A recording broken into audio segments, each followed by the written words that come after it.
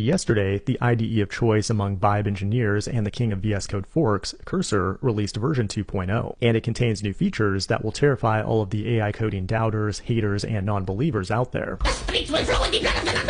This video is not sponsored by Cursor, but over the past year, their meteoric rise is impossible not to notice in the programming space. They went from zero to a $9.9 billion company in a matter of months by simply forking Microsoft's VS Code and duct taping ChatGPT to it. But there's a reason Cursor is so popular. It targets the happy, productive middle ground for programmers who know how to code, but who simultaneously hate writing code. And Cursor 2.0 pushes this idea even further with 5 new features you need to know about. It is October 30th, 2025, and you're watching the Code Report. Like most people, I use AI coding tools like Cursor as a friendly assistant, asking it to generate some boilerplate code here and do some tab completions there. But recently, I met a 12-year-old kid at a birthday party who's making 50K MRR on his side hustle, and he told me I was doing it wrong. He said, "You need to think like a Roman slave driver, whip in hand, heart turned to stone. If you want to get anywhere in life, you need to be running multiple coding agents in parallel, all pushing, reviewing, and fixing code on the master branch simultaneously, not the woke main branch." I asked him how he does it, and he said, quote, "A cursor is the digital lash I wield to drive these agents ever forward." I couldn't believe what I was hearing from this kid, but then I realized I just made this entire story up in my head. But Cursor has never really been a true AI company. It does have great tab completion AI, but like most startups, it's mostly just a nice UI wrapper on top of foundation models like GPT-5 and Claude. Well, not anymore. They now have a new model called Composer that allegedly approaches the intelligence of the best frontier models while achieving higher speeds, much higher speeds. And that's huge because waiting for slow-ass GPT-5 and Claude to get work done is a huge bottleneck. But I have my doubts about these trust me bro benchmarks. These are internal closed source benchmarks that don't even compare Claude, GPT-5, or Gemini directly. And Composer also doesn't show up on any external benchmarks like LM Arena or SWE Bench yet. That's sus AF, and the only thing we can do is try it out ourselves, like I'm doing here in the new Agent View mode in Cursor 2, which is a UI update that cleans things up when you're doing chat-heavy development. But the craziest feature you need to know about is its Get Worktrees integration. A Get Worktree is basically just a local copy of your code that won't conflict with your main Git workspace. But what that enables is working with multiple agents simultaneously on the same task. Like here, I'm building a design system for a web app. My client wants a button in that ugly neo-brutalism design, so let's go ahead and implement it with Claude GPT-5 and Cursor's new Composer model in parallel. As you can see here, they all get to work, and as promised, the Cursor model is by far the fastest, with Claude in second and GPT-5 lagging way behind. But what matters more than speed is quality. When we compare them side by side, they all have a reasonable level of quality, but I think Claude and GPT-5 are still a bit better looking than Composer. But let's go ahead and try another UI test by having them generate some buttons in Apple's new Liquid Ass design. This time when we compare quality, there's a big difference. Claude definitely put forth the most effort with these nice animations, while the result from GPT-5 was embarrassingly bad. However, Cursor Composer did a surprisingly good job. At the very least, it seems like the Composer model has some potential. But another awesome feature is the new native browser, and this is an actual productivity game changer for me because I constantly find the AI doing sloppy work on complex UI features. Now with the built-in browser, I can easily pinpoint the exact HTML element that sucks and add it directly to the chat. And we also get full Chrome DevTools support here to easily add that stuff to the chat as well. When it comes to Cursor, the only limit to your potential is not your imagination, it's how much money is in your bank account. But you shouldn't just slop out every new feature from scratch. And that's why you need to know about PostHog, the sponsor of today's video. It's an all-in-one suite of dev tools that's like a Swiss Army knife for building better products. It gives you product analytics, session replays, feature flags, and other tools to help your team understand how users actually interact with your app. It also comes with error tracking that's connected to all of your PostHog tools and user data, which gives you much greater context to debug issues faster and safely roll out fixes. The best part is that PostHog is super easy to implement thanks to SDKs for web, mobile, and server-side apps. And they have a surprisingly generous, no card required free tier, which you can start mooching off of today using the link below. This has been the Code Report. Thanks for watching, and I will see you in the next one.